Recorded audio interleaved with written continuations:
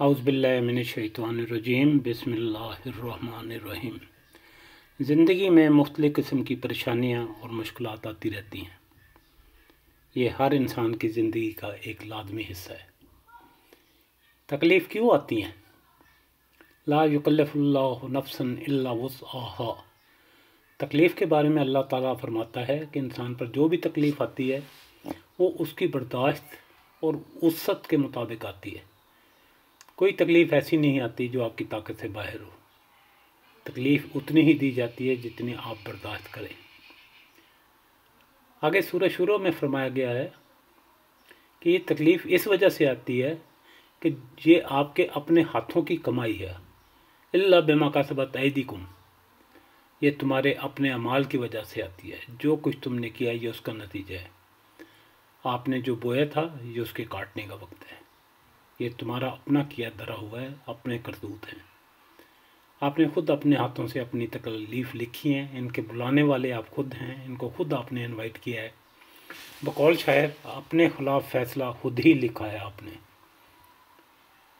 تکلیف بھیجتا کون ہے؟ اللہ تعالیٰ فرماتا ہے الا باذن اللہ، کہ ہر تکلیف میرے حکم سے آتی ہے۔ ابھی آپ یہ تینوں باتیں اکٹھی کریں تو خلاصہ کچھ اس طرح بنتا ہے کہ تمام تکالیف اللہ تعالیٰ کے حکم سے آتی ہیں۔ کیوں آتی ہیں؟ آپ کے اپنے کرتوتوں کی وجہ سے، اپنے اعمال کی وجہ سے، اور تکلیف اتنی ہی آتی ہے جتنی آپ برداشت کر سکیں۔ ایسی صورت میں جب کہ سب کچھ آپ کا اپنا کیا کرایا ہو تو انسان کسی اور سے گلہ بھی نہیں کر سکتا۔ لیکن خدا تعالیٰ فرماتا ہے کہ میں یوم باللہ یات قلبہ، جو شخص اللہ پر ایمان رکھتا ہے اللہ اس کے دل کو ہدایت بخشتا ہے۔ اس کا مطلب یہ ہے کہ اگر آپ اس پر یقین کر لیں کہ تکلیف اللہ تعالیٰ کی طرف سے آئی ہے، تکلیف آپ کے اعمال کا نتیجہ ہے، اور یہ تکلیف اتنی ہے جس سے آپ برداشت کر سکیں، تو جب آپ اس پر ایمان لیتے ہیں، اس پہ یہ بلیو کرتے ہیں، اس پہ آپ کا اعتماد ہو جاتا ہے، تو اللہ تعالیٰ آپ کے دل کو سکون عطا فرما دیتا ہے۔ یہ تکلیف آتی کیوں ہیں؟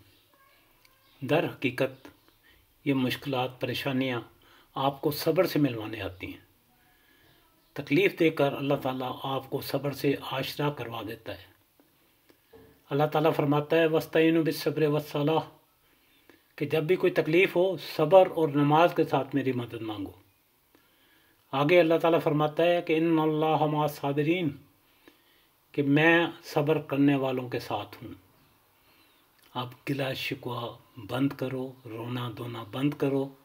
یہ جو پریشانیاں ہیں یہ تو آپ کو اللہ تعالیٰ کے ساتھ ملانے آئی ہیں، چونکہ جب آپ صبر کریں گے تو اللہ تعالیٰ صبر کرنے والوں کو پسند کرتا ہے، وہ آپ کے ساتھ آ کے کھڑا ہو جاتا ہے۔